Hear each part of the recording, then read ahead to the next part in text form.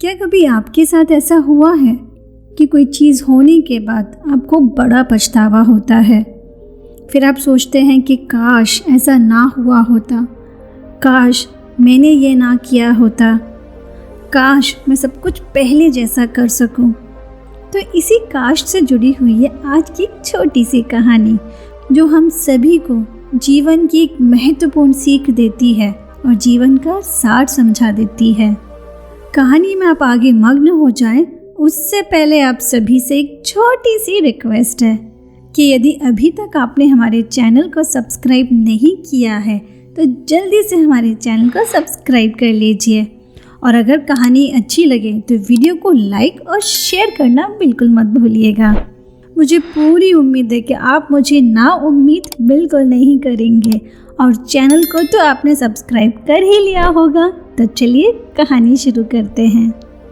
एक बार एक छोटा बच्चा अपने दोस्त के साथ पार्क में खेल रहा था। खेलते खेलते दोनों दोस्तों के बीच में किसी बात पे कहासुनी हो जाती है। इस पे एक दोस्त अपने दूसरे दोस्त को बहुत भला बुरा सुना देता है और गुस्से में अपने घर वापस आ जाता है। थोड़ी देर के बाद जब उसे रियलाइज़ होता है कि उसे वो चीज़ें अपने दोस्त को नहीं कहनी चाहिए थी जो उसने गुस्से में अपने दोस्त को कही, तो उसे बहुत पछतावा होता है। वो सोचता है कि काश मैंने ये सब बातें अपने दोस्त को ना कही होती, उसे कितना बुरा लगा होगा। इसी प्रॉब्लम को वो अपने पापा के साथ शेयर करता है और कहता है कि पापा, क्या आपके पास कोई ऐसा तरीका है, कोई ऐसी तरकीब है जिससे हम चीज़ों को फिर पहले जैसा कर सकें? तो उसके पापा पूछते हैं कि क्या हुआ?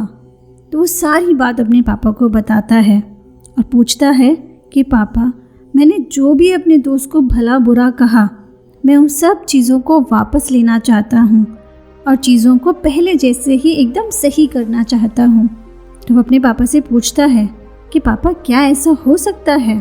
तो उसके पिताजी कहते हैं कि तुम चिंता मत करो, मैं तुम्हें इसका सलूशन ज़रूर बताऊँगा।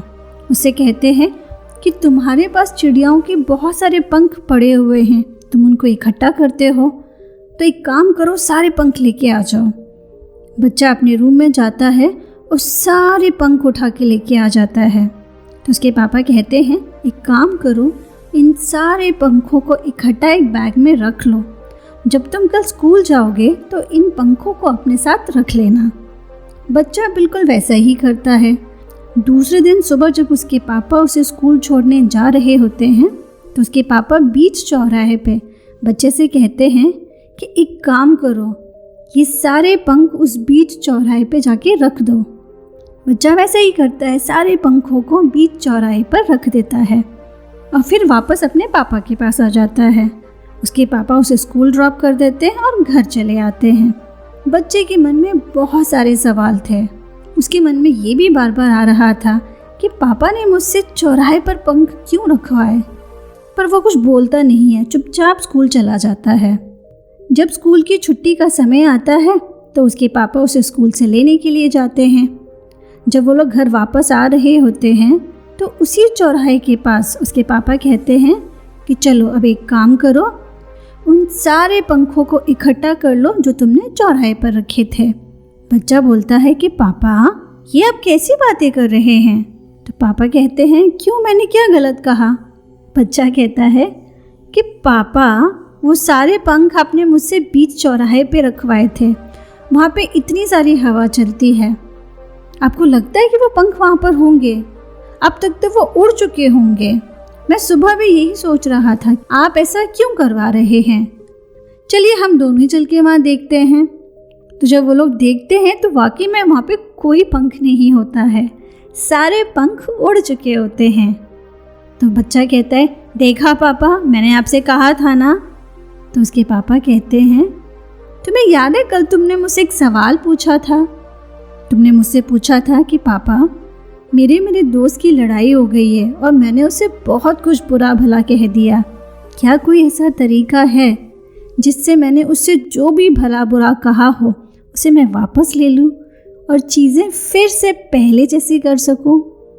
उसके पापा ने कहा बेटा, ये तुम्हारे उस सवाल का जवाब है जिस तरीके से तुम इन उड़े हुए पंखों को वापस इकट्ठा नहीं कर सकते हो, ठीक उसी तरीके से हम जो अपने मुंह से कहते हैं उसे हम चाह कर भी वापस नहीं ले सकते हैं।